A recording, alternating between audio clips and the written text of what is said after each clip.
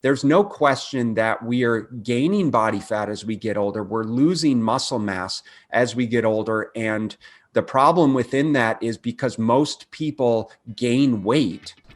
And that's what we're discussing on this episode of the Smart Nutrition Made Simple show. Welcome to the show where we help you make smart nutrition simple. If you want proven nutrition strategies to help you build a better body and create the energy to show up for your family without overly restrictive and unrealistic dieting, then you're in the right place. Make sure to subscribe and enjoy this episode. This is really an awesome topic that I'm really excited to present and share information with you about. I think that it's fair to say, and I'm certainly going to preface this presentation by saying that, there really aren't any specific foods that are magical foods that help us burn body fat. Rather, what it comes down to is it's about, especially when we talk about eating and nutrition and exercise and physical activity and lifestyle as we get older, it is about doing the things that are going to help us maintain lean body composition, help us optimize fat loss by eating the right types of foods to facilitate that process and to offset the natural aging process. And so there's really no magical switch that gets flipped right when we turn 30 or 40 or 50 that all of the sudden changes the way that we store body fat. However, there definitely are certain aspects of the aging process that influence our body composition. So with that said, is this quote unquote aging process is really the process or the decline in our metabolism that can start as early as in our 20s, interestingly enough. And I'm sure that the majority of the people on this are 50 or older than 50. But with that said, if anyone's tuning in, this information is not just for our aging population. This is for every demographic of people because it's very relevant to the aging process, which, as I said, starts as early as our 20s, and it's highly influenced by our nutrition, by our physical activity levels, by the types of physical activity that we do, and by our lifestyle. And so there's a few fundamental things that happen, my friends, as we get older that you probably have observed. Right? One is we increase in fat mass. We gain body fat as the standard American, as the average American. I'm not speaking to you as an individual, but just I'm generalizing across the US. We gain fat as we get older. We lose muscle mass as we get older. Starting as early as the age of 30, we lose bone mineral density. We reduce our sex hormone production. Now, these are sex hormones that have to do with estrogen and progesterone. And for many people, menopause, there's this imbalance in estrogen to progesterone that can impact certainly our bone mineral density. It certainly can impact our lean muscle mass. It can impact our body's ability to regulate blood sugar and regulate insulin and so many other factors that influence how, where, and why we store body fat and or muscle mass. And then, similarly is this very profound relationship between our digestive function and our brain function, or the brain degeneration that happens as we get older. Now, I'm confident that all of us know someone with some level of dementia or Alzheimer's or Parkinson's, and these are neurodegenerative diseases that obviously increase in propensity as we get older, that are strongly attributed to our nutrition, our lifestyle, our physical activity levels. Now, just touching on a couple of these things is research suggests between the ages of 29 and 39, women typically gain about 7 pounds of body fat, and men put on an additional 15 pounds of body fat. So there's no question that we are gaining body fat as we get older. We're losing muscle mass as we get older. And the problem within that is because most people gain weight as they age to a point, is what's happening is we're losing muscle mass and we're gaining and we're replacing that muscle mass with fat mass and then some. Now, That's one component here. The other component is this digestive function and neurodegeneration sort of symbiotic relationship.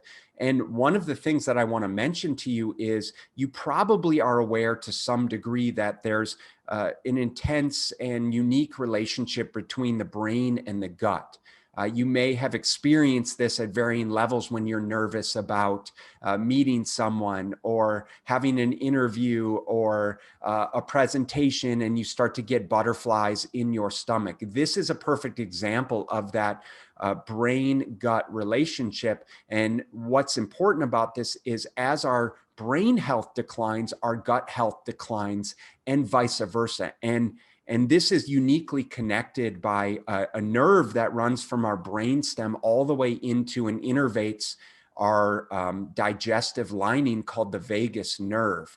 And so literally the brain and the gut are connected to the degree that as we get older, as brain function declines, so too does digestive function, which means that our food digestion becomes reduced. Our, for some people, bowel movements, just overall gut health in terms of the population of good to bad bacteria, and so on and so forth. So some of the common symptoms that we see that you might be able to relate to are fatigue and depression and digestive problems. And all of these are caused by blood sugar imbalances, by lack of physical activity, by systemic inflammation. Now, whether this is an acute or a chronic disease state that has to do with some level of autoimmunity, leaky gut syndrome, chronic infections, food sensitivities and toxins, and so on and so forth, it's absolutely worth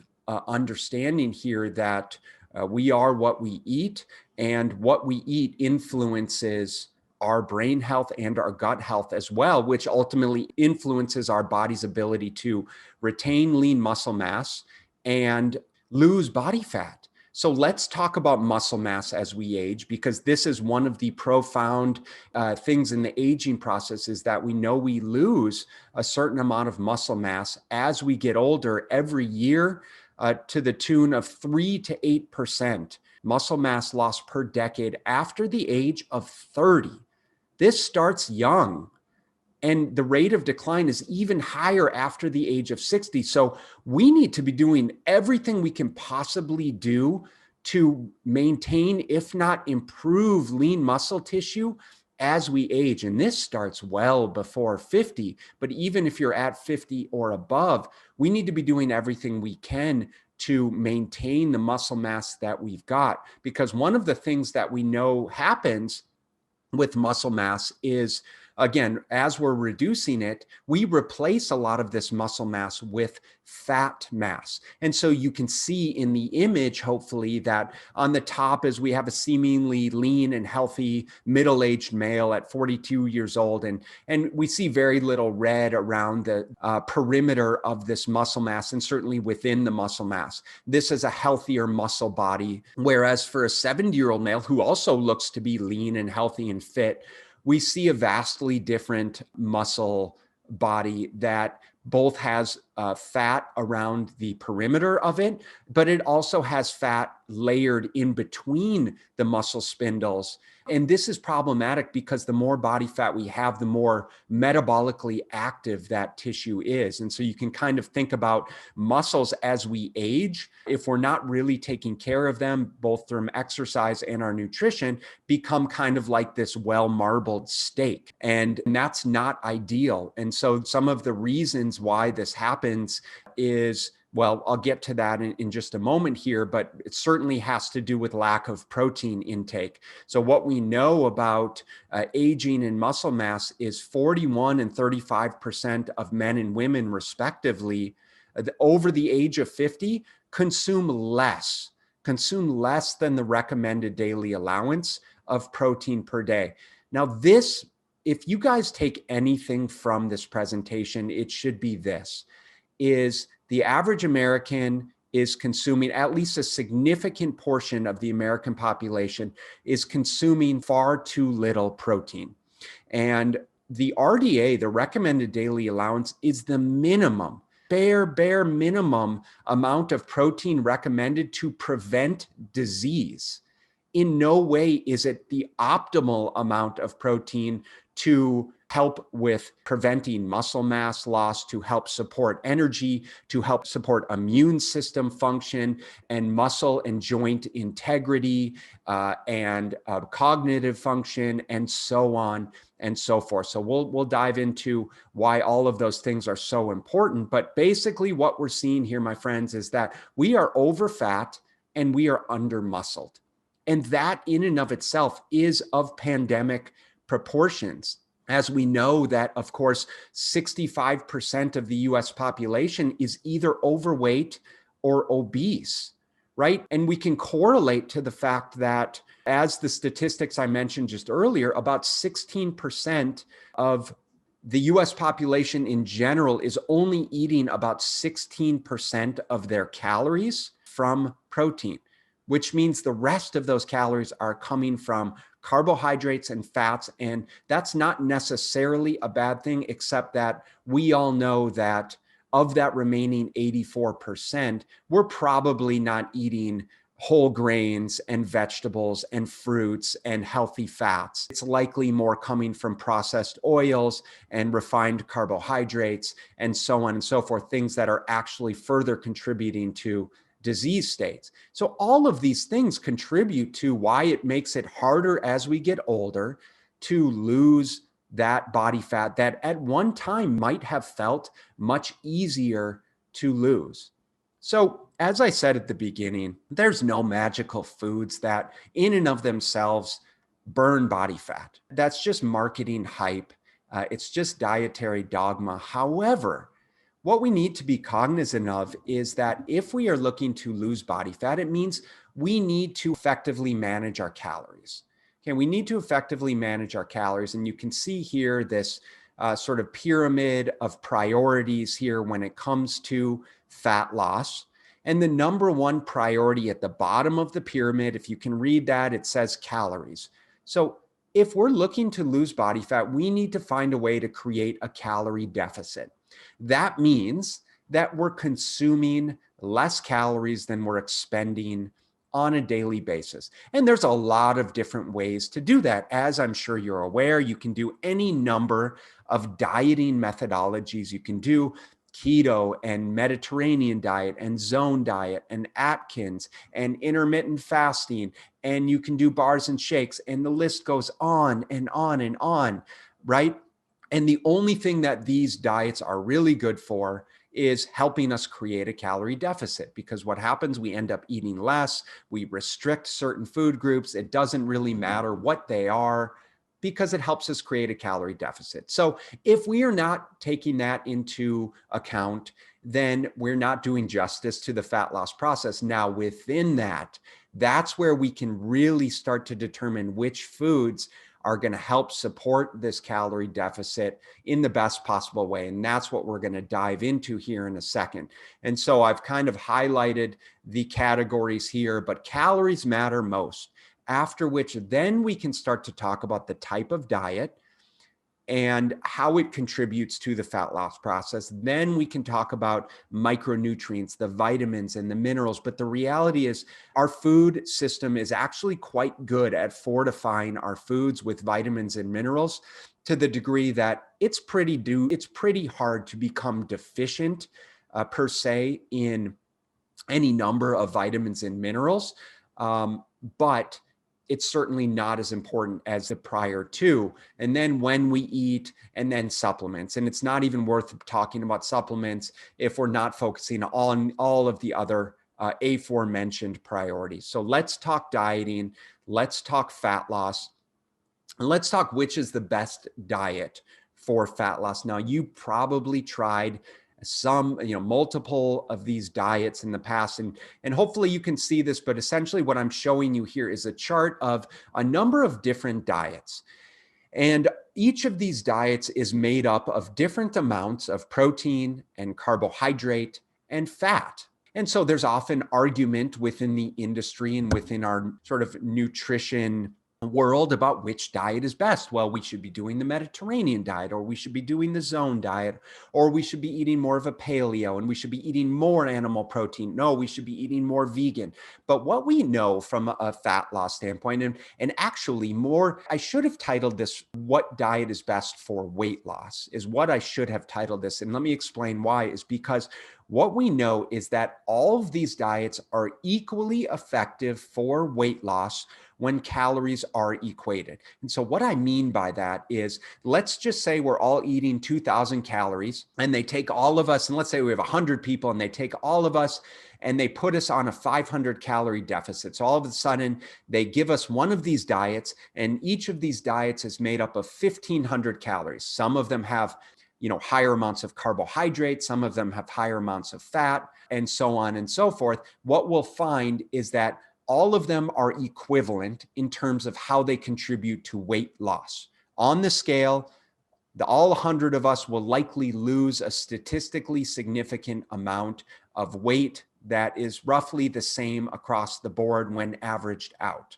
Okay, I hope that makes sense. Now, there's a difference though here between weight loss and fat loss and body composition change. And this is the thing that no one's talking about that I really want you guys to understand, because as we get older, it's not about our weight.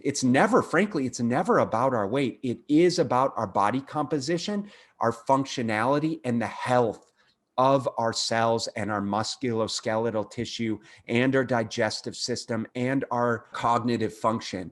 And the health of all of these things is influenced by the amount of protein and carbohydrate and fats that we're consuming.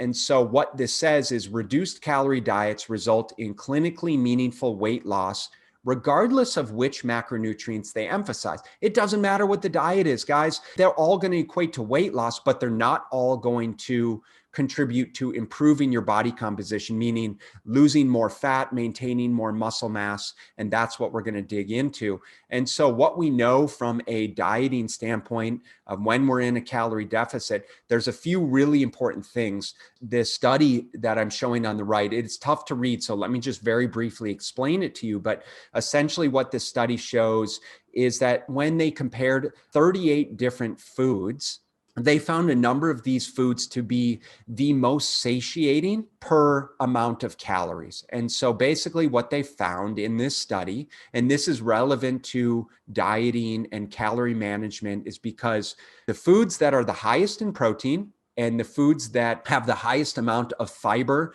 and water are the most satiating, meaning they help us stay full for the longest period of time, likely in between meals. And these are foods that are fat loss foods, in that because they help us stay satiated, because their protein levels are high, protein also contributes to satiety. Invariably, they help us eat less throughout the day, ultimately is what I'm getting at here. And so this study that tried to determine which foods are most satiating is some of the foods that I'm going to share with you here in just a moment. But it was very interesting to see the comparison in the different food types, specifically foods, again, that were highest in fiber and lowest in calories. So you can think things like vegetables, things like more dense and lean protein sources, and then things like potatoes, which sometimes have been given a bad rap, but invariably plain potatoes are actually some of the most nutrient dense, most fibrous, most satiating, lowest calorie foods that we can consume, which in and of itself then would make it a fat loss food. So let's talk about these things. Let's talk about protein and aging. And as I've been alluding to, the majority of the population is grossly under consuming protein, especially as we get older. For those of you listening, guys, it's very clear that we're under consuming protein intake. In this particular study, this was a study in 65 and older, but there's plenty of research on protein intake and almost protein deficiency as we age. And one of the reasons for this is, as I mentioned, the reduction in muscle mass. I mentioned the digestive and neurodegeneration that happens. Well, one of the reasons for this is because our anabolic response to protein intake comes reduced as we get older. For men, our testosterone levels get reduced. For women, again, an imbalance in estrogen to progesterone. We need more protein to offset inflammatory and catabolic conditions that come with acute and chronic disease states. So if we have diabetes, if we have metabolic syndrome, if we have cardiovascular disease, if we have any immune system suppression, if we have gastrointestinal issues and Crohn's, IBS, colitis, poor digestion of our food, then we actually need more protein intake far and above what the normal recommendations are, up to 2 times and then some of what the recommended daily allowance is. And so this study, showed that new evidence shows that older adults need more dietary protein than do younger adults to support good health, promote recovery from illness, and maintain functionality. So of course, we're talking about muscle mass. We're talking about maintaining muscle mass. We know as we get older, if we're losing muscle mass, we're not going to be as strong. We're not going to be able to move around as effectively. And this is about quality of life, because no one wants to live their last 10 years in a wheelchair and a diaper. Who wants that? No one.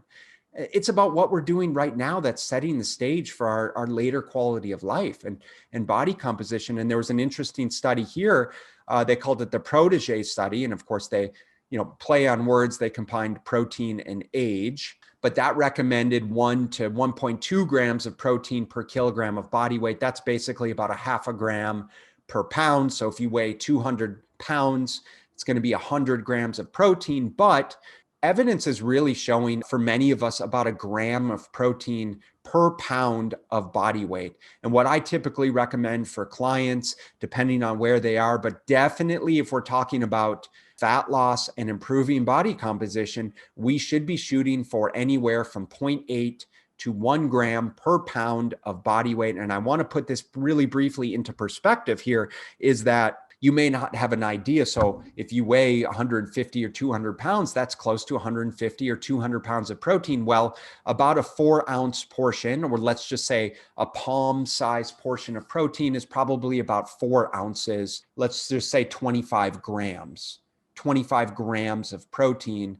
So if you weigh 150 pounds, well, you would need to eat 6 4-ounce portions of, let's just say, animal protein, but I'm going to give you some other sources here. So in all likelihood, it's significantly more than most of us are consuming.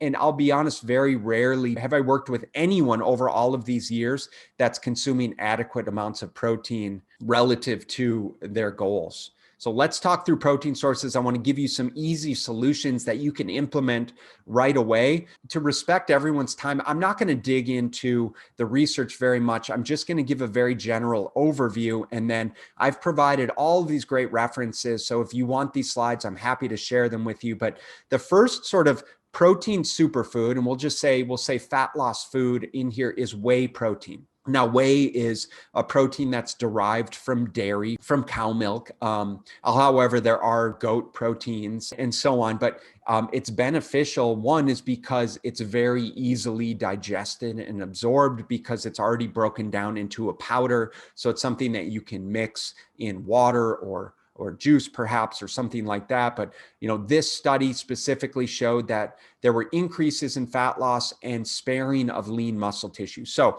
I want you to think back to the slide where I showed all of the different diets. And remember that I mentioned that it doesn't matter the diet for weight loss as long as we're in a calorie deficit. However, what all of these diets show is that, yes, people lose weight, but as we lose weight, my friends, as we lose weight, we also lose muscle mass.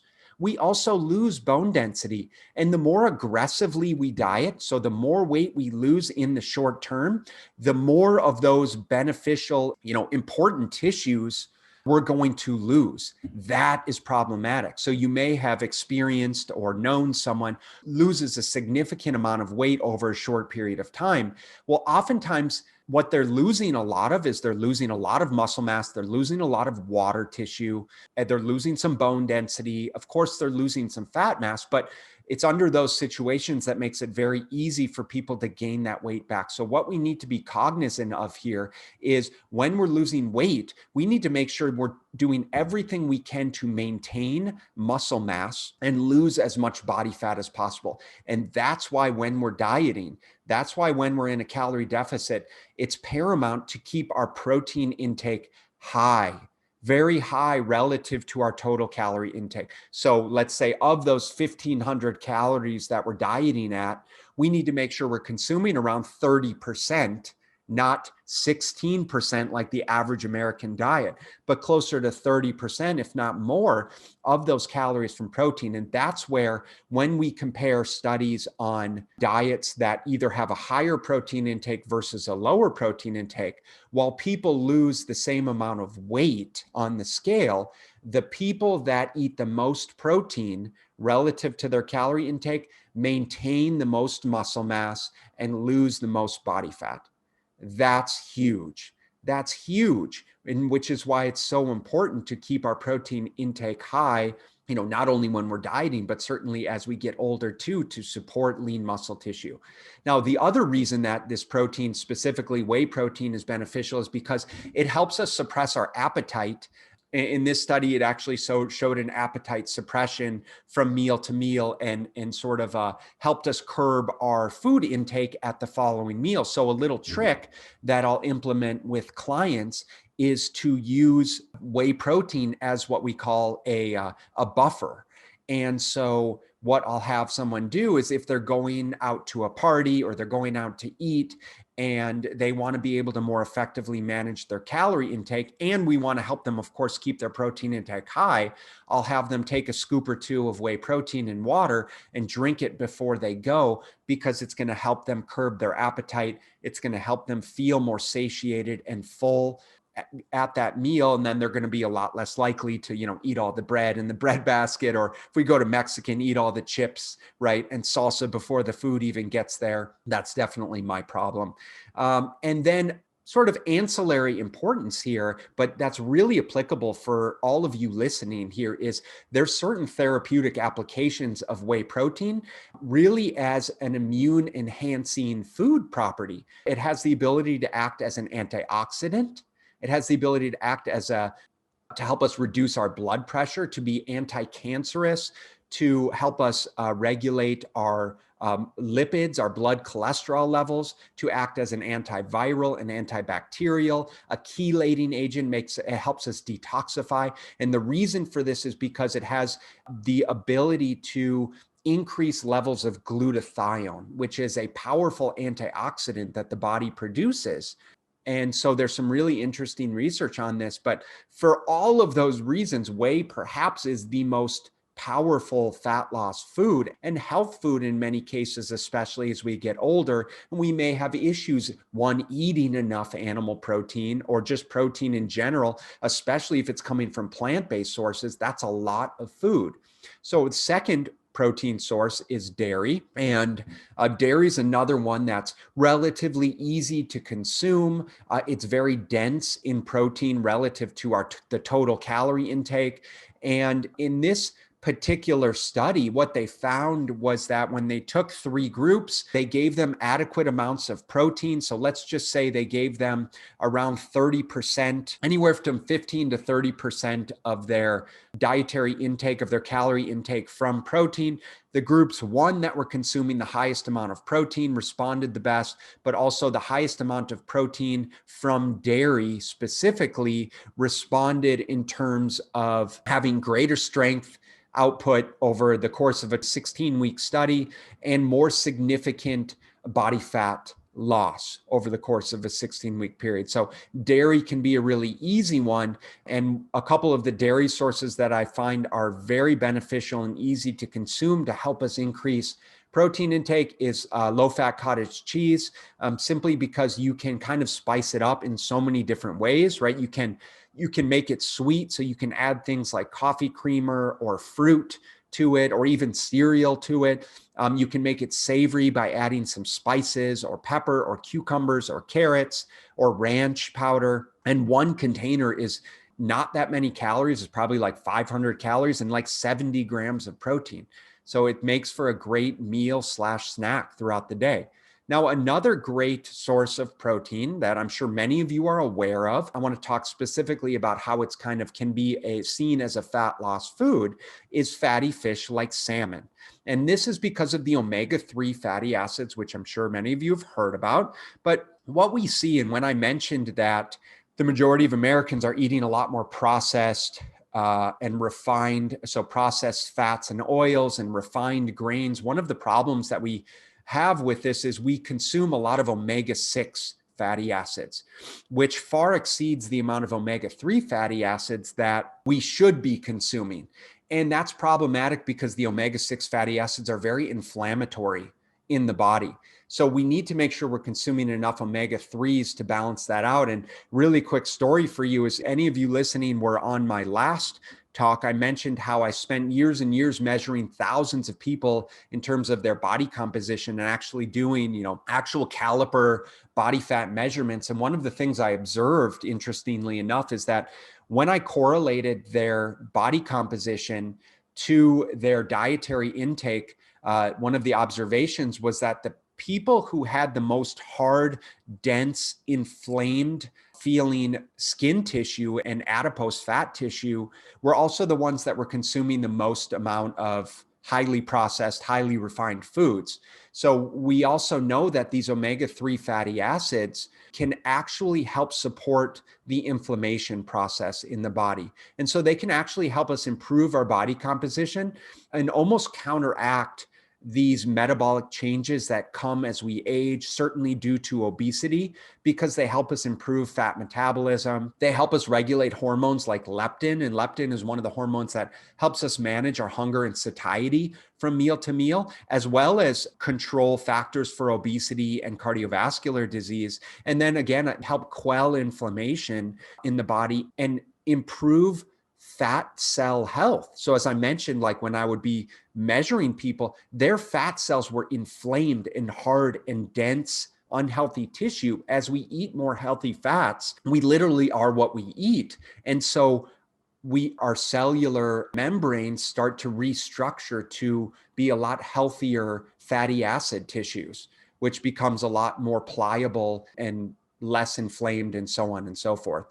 So it's very, very interesting stuff. And the last protein source that I'm going to mention here is eggs. Now, eggs have gotten a very bad rap over the years. Eggs are actually in the research and now have shown to be cardioprotective, go figure, is for most people. And of course, there's always outliers. And if you're someone that's concerned about your cholesterol, then by all means, talk to your medical professional. But, the research is clear that it's not about the cholesterol in the food.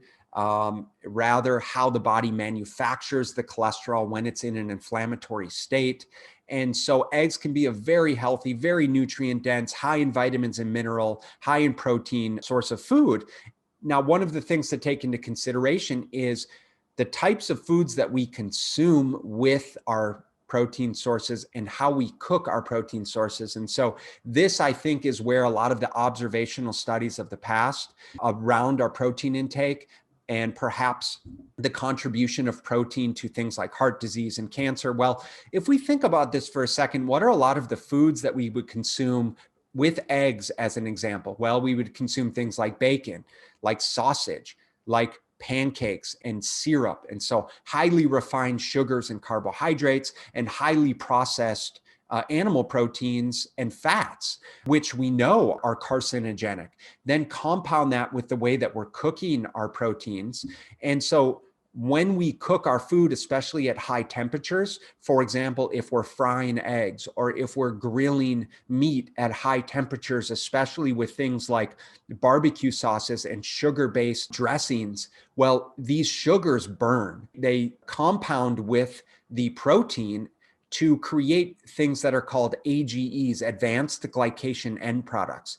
And it's these molecular compounds in and of themselves that are very carcinogenic, that help increase free radical damage in the body, oxidative damage, and essentially exacerbate the aging process. So it's very, very interesting to take into consideration. It might not actually be the foods themselves, but what we're eating with the foods and how we're certainly cooking those foods. So let's get into the last couple fat loss foods that I want to share with you. And one of the foods that I alluded to earlier is potatoes. And I just want to mention this chart again. And I know it's very difficult to see, but essentially I'm just going to explain it for you again. Is they took 238 different foods. So they took some fruit, they took some carbohydrate rich food, things like potato and oats and white bread and whole grain bread and French fries. And then they took some protein rich foods and some cereal grains and some different snack foods and some bakery foods. And they compared them all in a 240 calorie serving to find which ones created the most satiety. And far and away, if you can see at the far right side of this graph, there's one yellow line that far surpasses all of the other foods. And that was actually potatoes. Plain yellow or white, plain yellow potatoes had significantly greater satiety than any other food, which really makes it a very powerful fat loss food. And the reason for that, again, is because it is per volume is very low in calories and very high in fiber. And so, what the study also found, and this probably makes logical sense to you, is that the higher the palatability and the fat of the food, so think things like French fries and chips, these are very palatable foods you can eat and eat and eat and never really feel full, the lower the satiety, right? Exactly that is you can eat those foods forever. I can crush a loaded potato because it has salt and extra fat and different textures on it versus a plain potato. Like, how many plain potatoes can you sit down and eat? Probably not that many, because frankly, it's boring. And it's very, very filling. And no one said fat loss had to be sexy, because this is a powerful fat loss food, because it's going to help you stay full. It's going to provide a ton of nutritional value and fiber, like resistant starch. And this is a fiber in things like potato and corn that actually doesn't allow digestion in the body. It's resistant. That's why it's called a resistant starch, because it can't be broken down by your digestive enzymes. And so what it does is it actually feeds your large and small intestinal gut bacteria in a beneficial way. This is something that we would consider to be called a prebiotic versus a probiotic. But what's really interesting about the potatoes and the resistant starch is that when the food is hot, when the potatoes are hot, the resistant starch is actually very low. And so the potato is going to be a lot more likely to be broken down faster in the body. However, when you cook it and then let it cool completely, it completely changes the fiber content and the resistant starches become very high. So one little tip is, if you are eating potatoes, you want to eat them actually as if just eating, plain potatoes wasn't bad enough. Now I'm suggesting eating plain cold potatoes, but I'm just telling you what the research says, my friends, and then certainly kind of sharing anecdotal evidence as to why potatoes can be such a superfood. Now let's finish off in terms of our fat loss foods with oats. And oats can be a powerful fat loss food, specifically because of one of the fibers in them called beta-glucan.